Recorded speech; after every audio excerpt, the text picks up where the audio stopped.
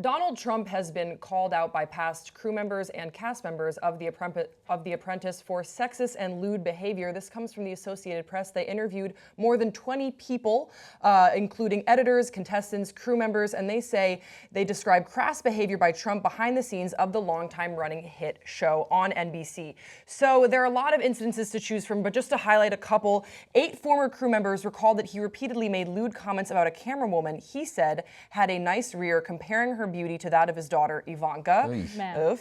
They go on that Trump called for female contestants to wear shorter dresses that also showed more cleavage, according to contestant Jean Folks. Several cast members said Trump had one female contestant twirl before him so he could ogle her figure. Now, the Trump campaign has responded and issued just a general denial of these remarks, saying, quote, "These outlandish, unsubstantiated, and totally false claims fabricated by publicity-hungry, opportunistic, disgruntled former employees have no merit whatsoever." And actually, the contestant who was asked to do this twirl is named Poppy Carlig, and she has said that she chalked this up to playful banter. She says, quote, "I don't immediately jump to the conclusion that people are having bad intentions with what they are saying.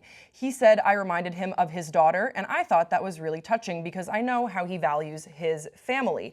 Another contestant, Tiana Alvarado, has said, quote, "Most men have to behave because they are in a workplace, but he could do whatever he wanted.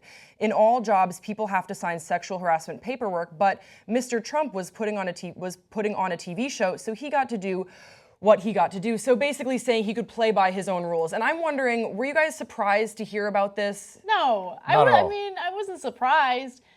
Well, I think that it's important for the Associated Press to do these types of stories because it gives you a sense of who Donald Trump is as a person, what he genuinely thinks about certain groups of people.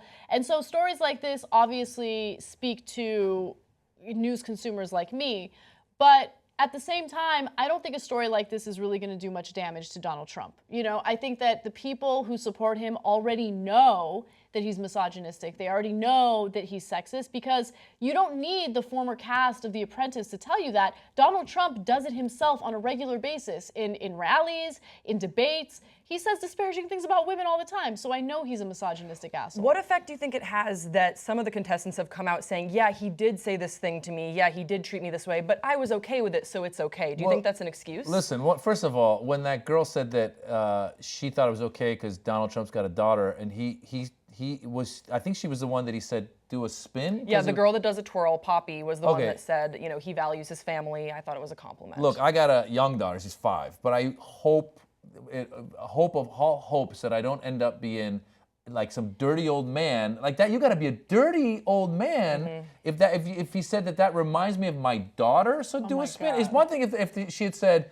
you know what, I was there, and he said I remind him of his ex-wife, and he was kind of hitting on her, which also is not appropriate at the same thing. But to say the daughter, that's just like, ugh. He can't stop himself by saying sexual things about his own daughter, and I really wish that he would stop because it's a very uncomfortable thing to have to talk about.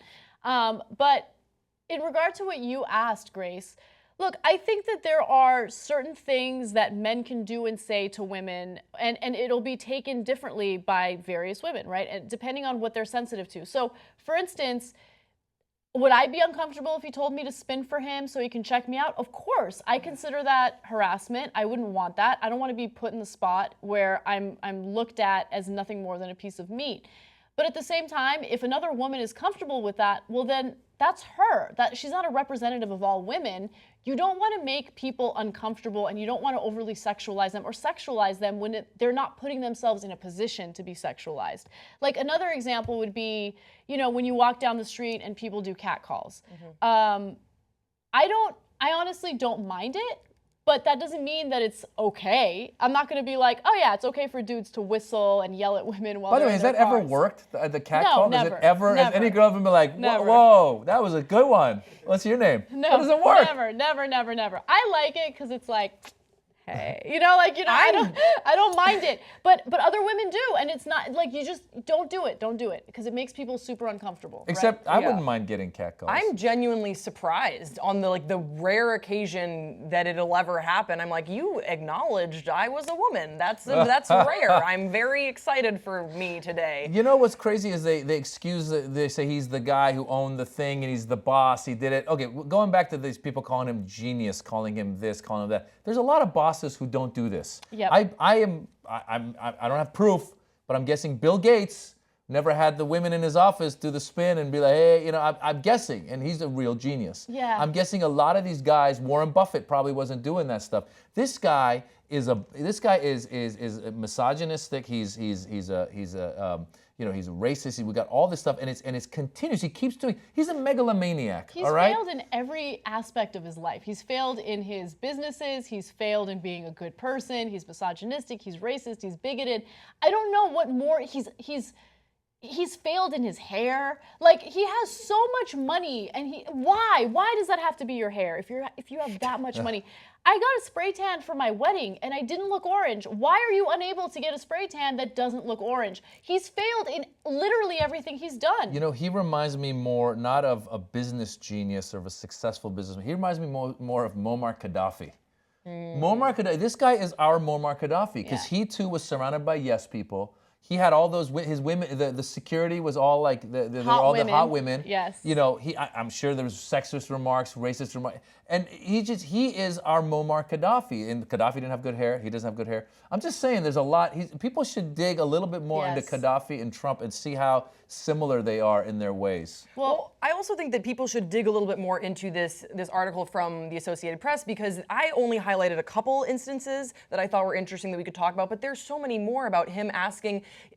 Would you sleep with this woman? Yeah, would you sleep with this woman? How Right. would you rate her on a scale of 1 to 10? There's so many things in here that it's hard to pick just one that I think is particularly gross or identifies the character of this man from this article. So I would really encourage anyone. It's out there for you. If you have any doubts, if you think that maybe it's just the media painting him in a certain way, there's so much evidence here. Just do a little bit of digging and you'll find it. And these are people who came out. Some of them were anonymous because they signed, non-disclosure agreements. Exactly. But a lot of them came forward, releasing their identity and talking about what they personally experienced with him. And even if you're a male and you think that this is irrelevant to you and you don't care, just think about your female family members or your significant other being told to twirl in front of a male boss or a man where there's a power imbalance. Just imagine, your little sister being in the middle of a conversation where people are asking whether or not she's worth having sex with. That's the kind of stuff that these women had to deal with. And so, while some of them might have come forward and said, it was fine, I didn't really mind it, a lot of them were bothered by it, and there were no consequences for him. And it really pains me to think that there wouldn't be consequences for him in this election when this kind of information comes out. Now, he's already doing terribly with the female vote.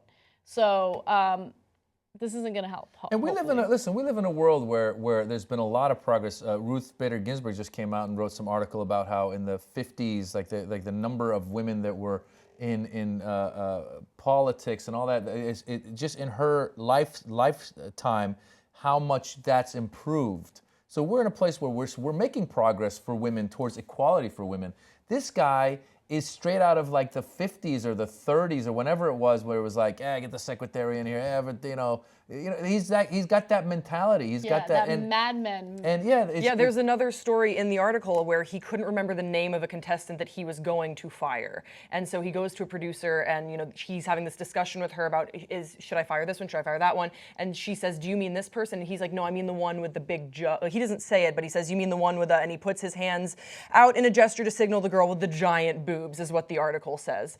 And I think that's so gross that instead of trying to learn her name or why specifically he didn't feel like she should continue on this reality television show, he only knew her by her physical attributes. And I think that just speaks to who this person is. Listen, in all fairness, if you are some guy who's got this show and you really don't know the names of people and you want to mention someone who's got, big boobs, you can say, well, the one with the big breasts, like in a Yeah, don't be a douche but in a about subtle, it. No. in a subtle way, be like the girl don't with even, the, don't even do that. Don't even do that. Don't even do that. no, but what I'm trying to say, I wouldn't go around like No. saying like, oh, No. I don't really like working with this guy. Like he's just. well, no, you know, can say like, the guy with the package. I mean, No, that's I'm not fine. gonna be like, that guy that looks like he has a really small penis. Like, no, No, that's but inappropriate. my point is, there's almost like a medical way, as opposed to being like, the girl with Yeah. a da-da-da-da-da, Yeah, even which is penis. probably. Just even say penis the is color too of her nice. shirt. The Is color it of the the girl girl- in the okay. yellow shirt? Yeah.